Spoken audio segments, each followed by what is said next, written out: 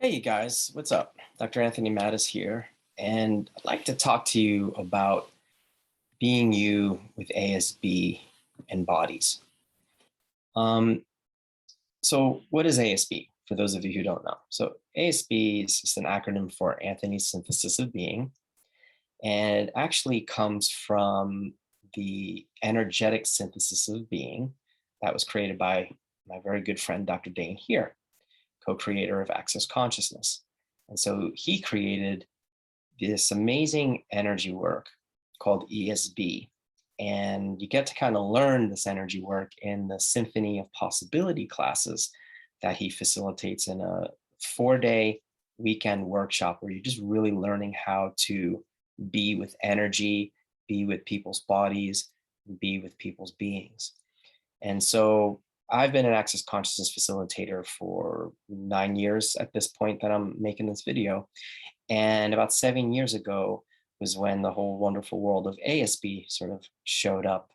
And there's other videos that I've done that kind of get into how that all came about. I don't want to take the time to do that for this video, but this video is more about you like you knowing that you are enough. When you're being you, when you're being all of you, what you actually bring to the table, no pun intended, but what you bring to the table that your client is on, or if you're working on a group of people, you showing up as you, all of you, with a total space of vulnerability is enough. It's enough to change their realities. It's enough to invite the person that you're working on to a completely different space of possibilities.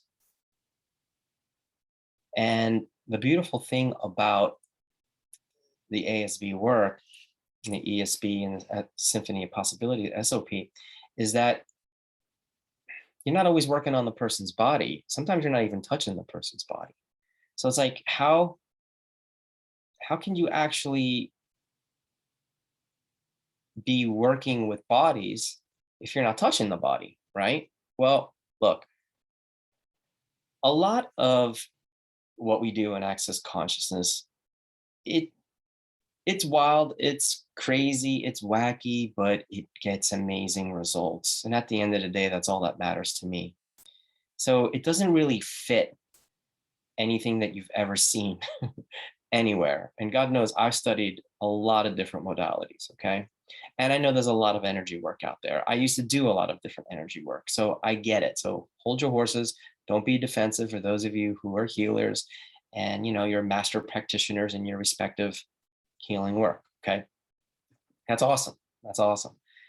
Um, I'm just hoping that whatever energy work that you're doing, that you're showing up as you, not the image of you, but you, the being. Because when you show up as you, the being, which is that space of vulnerability, not trying to prove anything, but actually just being you and being with the being and their body with no judgment, with no judgment. And here's one of the gifts, and here's one of the things that we've learned in Access. 99% of your thoughts, feelings, and emotions don't belong to you. Okay. I'm not going to get into all of that other than just hear that for a second.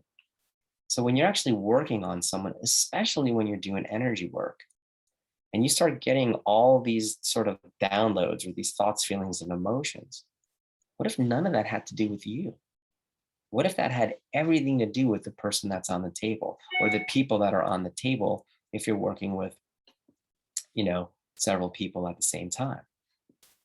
Which, by the way, is a huge contribution to one another when you're actually doing group sessions. Why? Because each person's body and each person's being contributes to the other. Of course, we're all connected in oneness.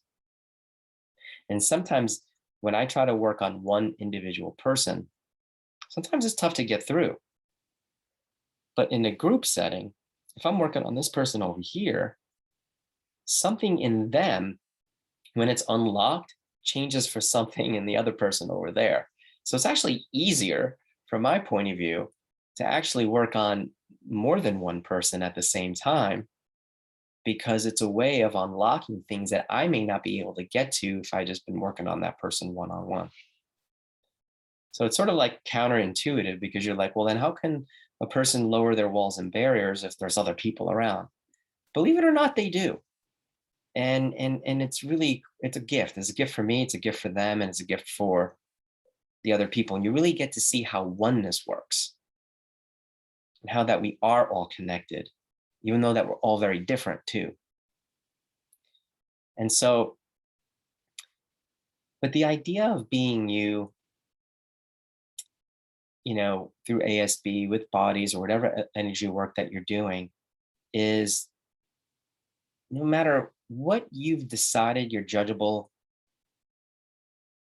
things about you are, none of it matters. None of it matters, because we're really functioning from a reality beyond this reality. And when you're involving bodies, it's like when you're present in the session, you're actually in the question. Another tool that we learn in Access is learn how to live in and as the question. So a lot of times none of it's really about doing as a practitioner. When you're doing energy work, you're not really doing energy work. You're being energy work. And I know some of you are like, well, I don't know what the hell that means. What the frick does being mean? Well, being doesn't necessarily feel like anything. Being doesn't feel like anything. I don't know if you've ever held a baby before. If you're a parent, I'm a parent. And I remember when I would just hold my kids when they were infants. And sometimes they would have colic and, they were uncomfortable, they weren't feeling well.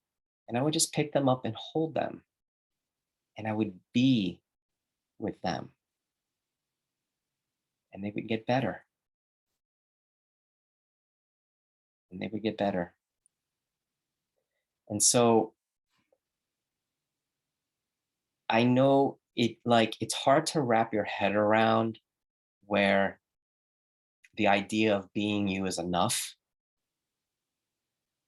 Because especially like people in the healing profession, especially alternative healing like us, it's like a lot of us come with a lot of shit, a lot of baggage, right? So we're used to judging ourselves. We're used to being judged. We're used to being aware of all the judgments.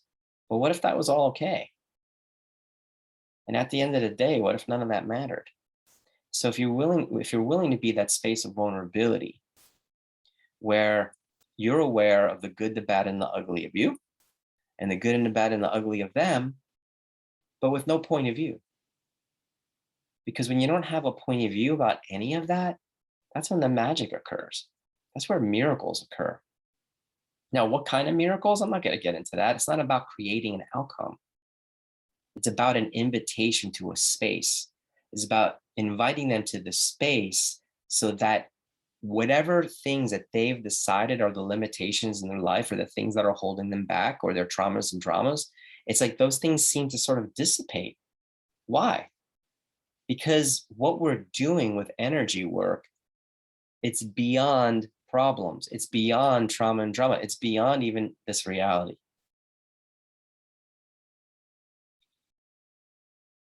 So for all you scientific minds and analytical minds, all I can say is lay down on a table and receive, and then you'll know. And you could put it together in your own words. Because it's not something that you can really describe. It's something that you sort of be. And as you're listening, if it starts to sort of percolate something, activate something inside your universe, or it makes you be like, that's interesting, lay on a table and receive. And as a practitioner, when you're working with bodies, it's not about like fixing their body. It's about being the space for their bodies, so their bodies actually have a different possibility to reach for. Because when you come to a session with no conclusions about what the session should be, or what the result should be, you actually just created infinite possibilities for their body and their being. So let that sit in your world for a little while and just know that you're enough. And sometimes just laying your hands on someone and being like, hey, I'm here is enough. You can change someone's reality just by doing that. Cool. Thanks for listening. Hope to see you in person someday soon. Bye.